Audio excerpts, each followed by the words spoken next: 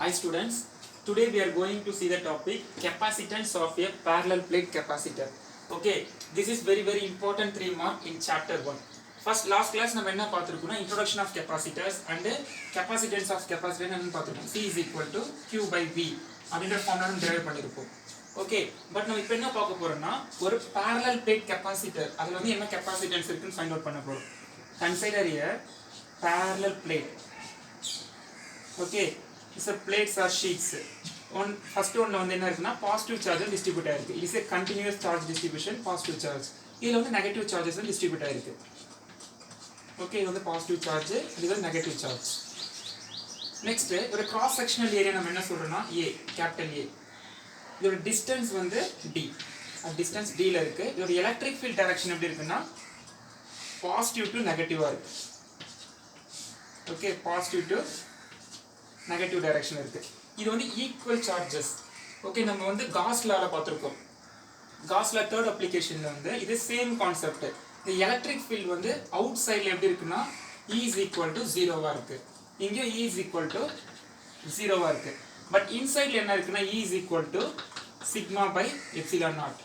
இது நம்ம பார்த்திருக்கோம். Same concept தான் இங்கேயும் இருக்கு. So நம்ம யூஸ் பண்ணி போட போறோம். அப்ப E is equal to sigma by epsilon naught. Okay, E என்றது electric field, sigma ன்றது நம்ம என்ன சொல்றோம்னா charge density. The surface charge density தான் நம்ம என்ன சொல்றோம் sigma. Sigma is the surface charge density.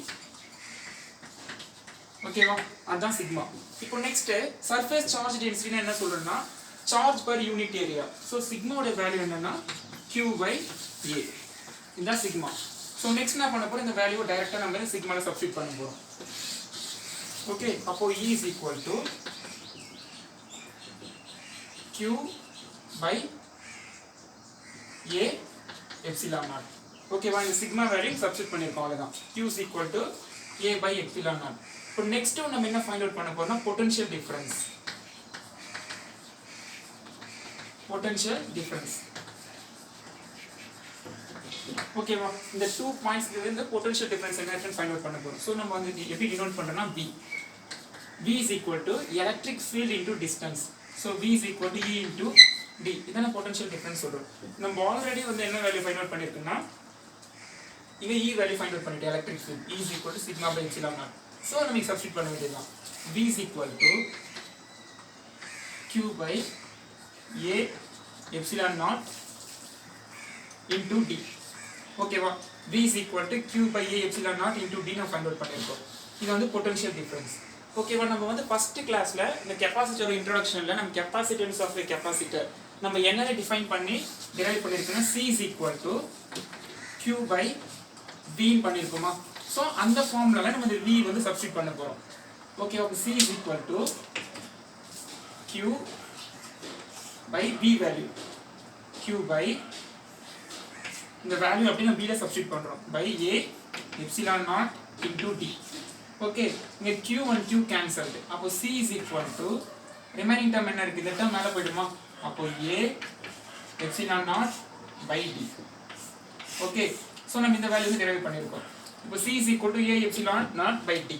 இப்போ இந்த லாஸ்ட் ஈக்குவேஷன் நம்ம என்ன டிஃபைன் பண்ணிருக்கோம்னா C வந்து கெபாசிட்டன்ஸ் வந்து ஏரியாக்கு டைரக்ட்லி ப்ரொபோர்ஷனலா இருக்கு, ஆனா டிஸ்டன்ஸ்க்கு இன்வெர்ஸ்லி ப்ரொபோர்ஷனலா இருக்கு. ஓகே, இப்போ கெபாசிட்டன்ஸ் வந்து நம்ம எப்படி அதிகமா இருக்குன்னா ஏரியா வந்து அதிகமா இருந்துச்சுன்னா கெபாசிட்டன்ஸ் அதிகமா இருக்கு, அது ஏரியா வந்து கம்மியா இருந்துச்சுன்னா கெபாசிட்டன்ஸ் கம்மியா இருக்கு. ஓகே, சோ ஃபர்ஸ்ட் வந்து இது வந்து டிபெண்ட் பண்ணிருக்கு, டிஸ்டன்ஸ் வந்து இன்வெர்ஸ்லி ப்ரொபோர்ஷனலா இருக்கு. சப்போஸ் இந்த 2 பிளேட்ஸ் வந்து டிஸ்டன்ஸ் கம்மியா இருந்துச்சுன்னா இங்க கெபாசிட்டன்ஸ் அதிகமா இருக்கு, அதே இந்த பிளேட்ஸோட டிஸ்டன்ஸ் அதிகமா இருந்துச்சுன்னா இந்த கெபாசிட்டன்ஸ் கம்மியா இருக்கு. ஓகேவா, அதுதான் ஃபைனல் ஈக்குவேஷன் டிஃபைன் பண்ணிருக்கு. Okay, thank you.